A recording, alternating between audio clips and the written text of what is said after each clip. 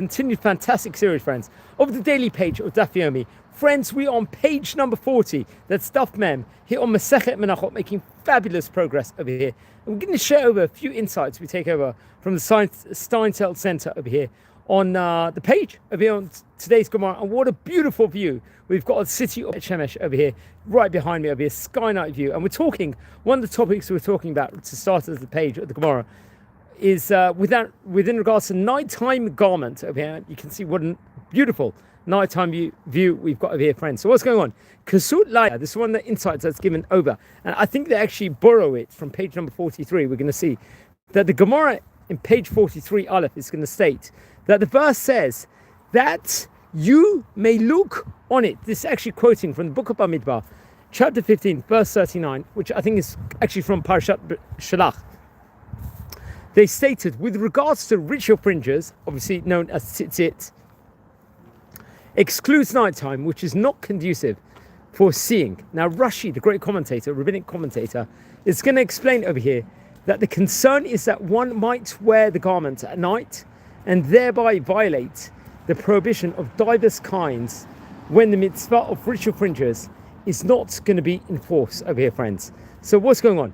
This would be, let's say, over here, prohibited over here of diverse kinds when the mitzvah of ritual fringes, obviously probably known as tzitzit, we have to point out, is not enforced.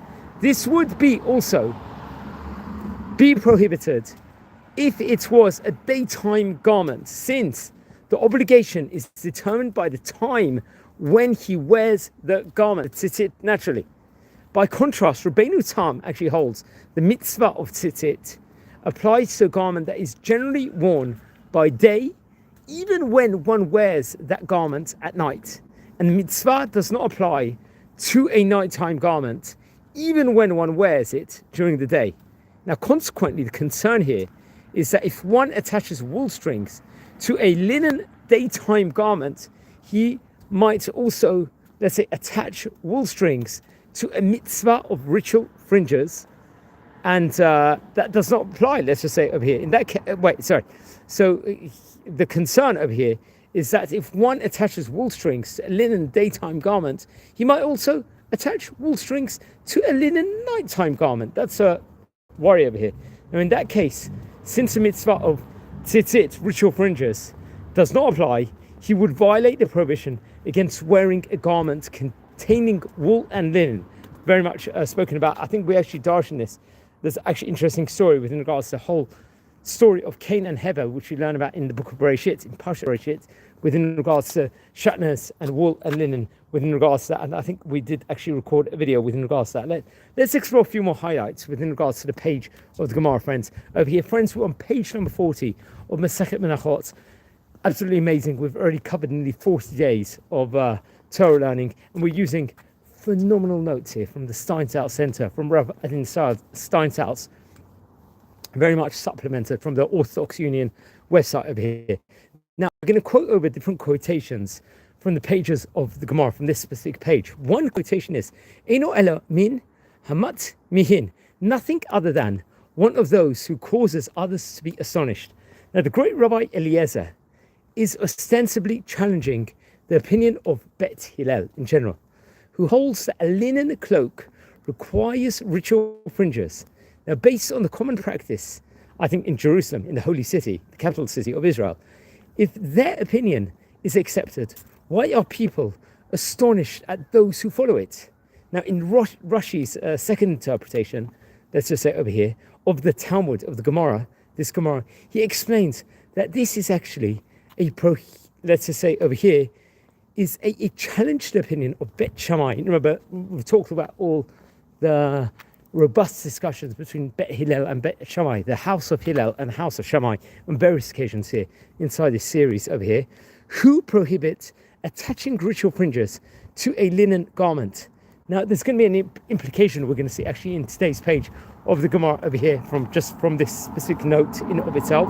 The implication of Rabbi Eliezer's statement is that one ritual fringes on a linen garment to be astonished, let's just say, but does not actually violate a prohibition, as we actually see is claimed by Bet Shammai, the house of Shammai, in this specific discussion.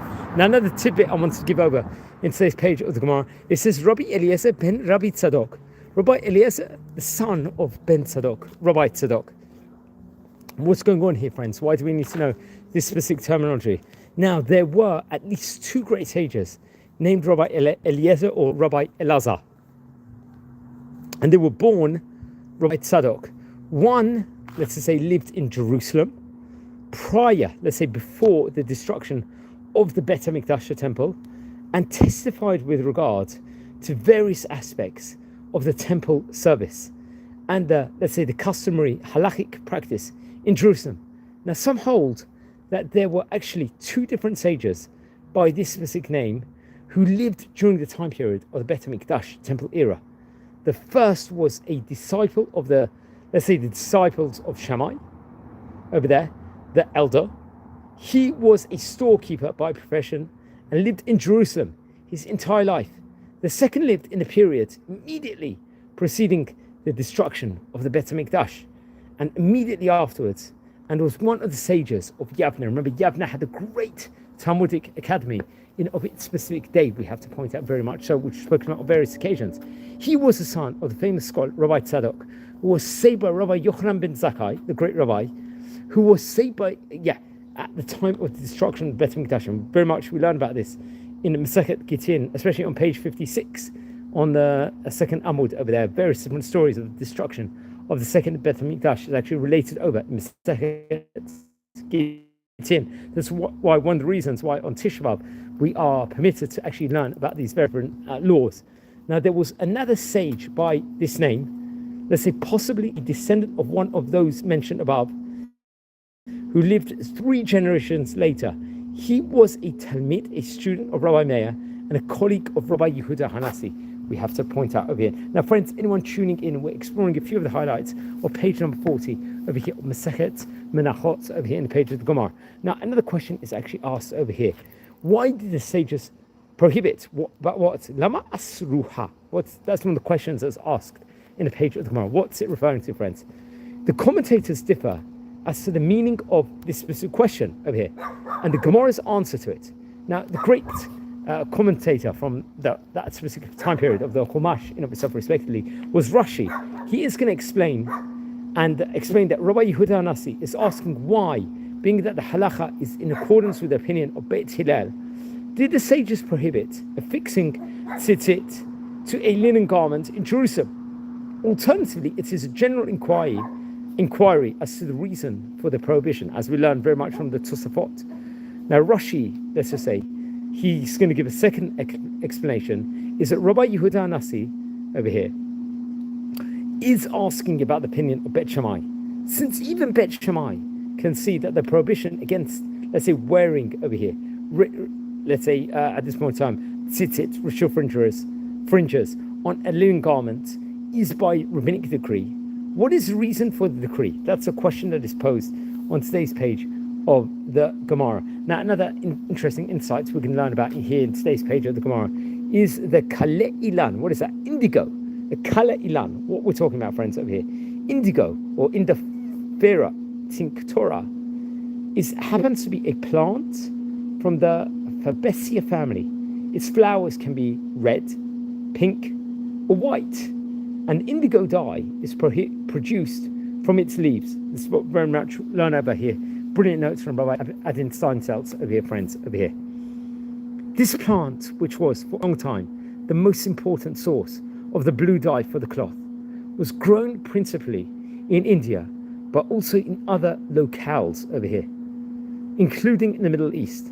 It is only in the modern times that use of indigo has decreased due to the availability, let's just say, of synthetic substitute. Apparently, the plant-based indigo dye is very similar to the popular techelet, which we talk about with regards to tzitzit. The techelet, as they know, dye produced from the hilazo over here, but it was substantially cheaper. It was possible to detect that blue wool was dyed with indigo rather than techelet only via, let's say, a complex examination. Interestingly, blue dye derived from the Murex tranquillus, the snail, that has been identified by many contemporary researchers as the Talmudic hilazon, from which the sky blue dye was made, is actually chemically identical to indigo derived from this plant. That's another interesting idea we actually learned from today's page inside Gemara. Friends, over here. Friends, anyone tuning in, we're exploring a few highlights from page number 40 of Masechet Menachot. Fantastic. We've already done nearly 6 weeks' worth of Daf Yomi content over here inside the page of the Gemara. A few ideas. I thought it would be an opportune time, especially here, from a simcha.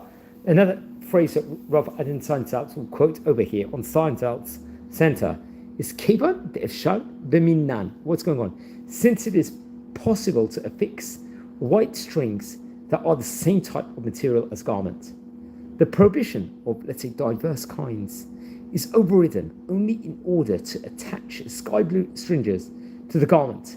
Let's say, as fulfilling over here, this aspect of the mitzvah necessitates the use of wool over here. What's going on? There is no need to use white strings made from wool, as they can just as well be made from linen. That's one of the insights that's given over inside the Talmud. Now, another phrase that's actually given in the page of the Gemara over here is a phrase called te'ima. What does that mean? Testing. Okay. That's a English translation. According to standard versions, is introduced to the word with this specific word of te'ima, rather indicating that the Gemara has now rejected the claim that the prohibition against wearing ritual fringes with a linen garment is due to concern that one will use strings dyed with indigo. The Gemara is presenting a different reason for this prohibition, which is that perhaps the wool was dyed as a test and not with the intent that it would be used for ritual fringes, and therefore it is unfit for the mitzvah. Now, conversely, some editions of the Talmud did not contain the word. Now, rather, let's say, according to Rashi, the great medieval commentator, he explains that the Gemara had asked why there is concern that the strings were dyed with indigo. Let people test the vats of dye to ensure that they contain real techelet. That's what the terminology he uses. The Gemara answers that this process itself can lead, let's say, to various issues, as people may remove some of the dye to test it and then pour it back into this specific vat, which would disqualify all the dye in the vat from being used for ritual fringes. Consequently, over here, friends, the concern remains that the strings may have been dyed with disqualified dye. Now, Tosfos actually mentions both interpretations according to this latter version of the text. I think we have to see the Sefer Haltur also respectively within regards to that. Now, very interesting. One more interesting insight we can say over Shema Yikra Sidino Betok Shlosh V'Tiperenu. What's going on over here, friends? It's the last, let's just say, insight we want to give over.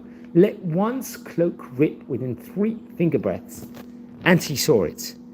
Rashi explains that the concern applies only to a case when the tear occurred within 3 finger breadths of the corner, because that is where the ritual fringes, the tzitzit, are attached to a garment. Now, what's the concern over here? It's that perhaps he will attach a linen string to sew the garment and then decide to use it for the mitzvah of tzitzit.